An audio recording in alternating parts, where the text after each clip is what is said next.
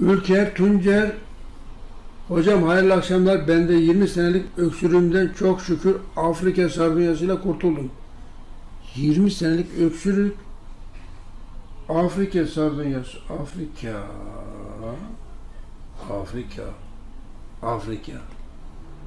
Evet, Afrika.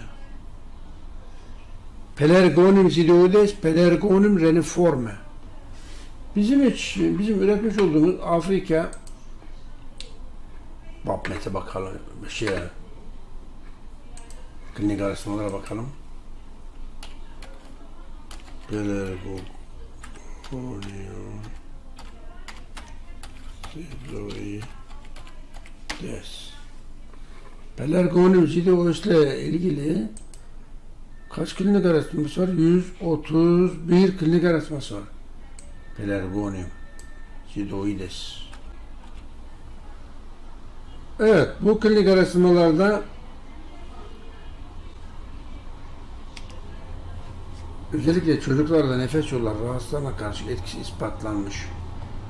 Enfeksiyonları önlediği, bronşit, faranjit, sinüzit vesaire birçok klinik araştırması yapılmış.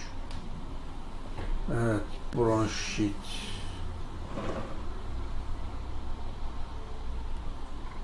Çok güzel çalışmalar var. Eskiden antibiyotik olarak kullanılıyordu. Şimdi antibiyotiklerin yan etkisinin çok yoğun olduğu anlaşılınca tekrar antibiyotik olarak kullanılmaya başlandı. Pelargonium sidoides.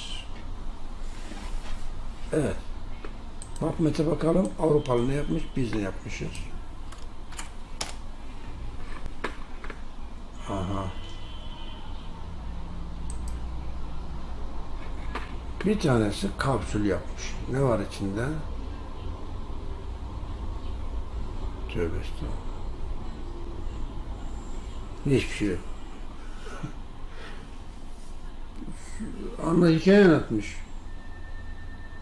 İçine bitkinin tozunu koymuş, başka bir şey yok. Tövbe. Hikaye anlatmış. Hikaye. İyi bir şey.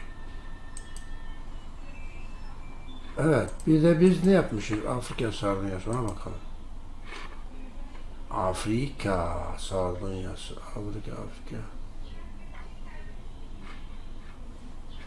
Afrika sardunyası.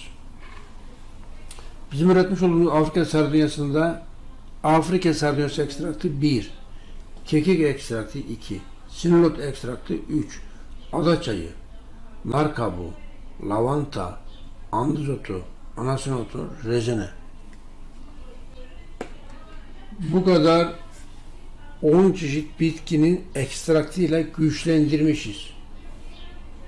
Diğerleri gibi değil. Nasıl güçlendiririz? Derdimiz bu.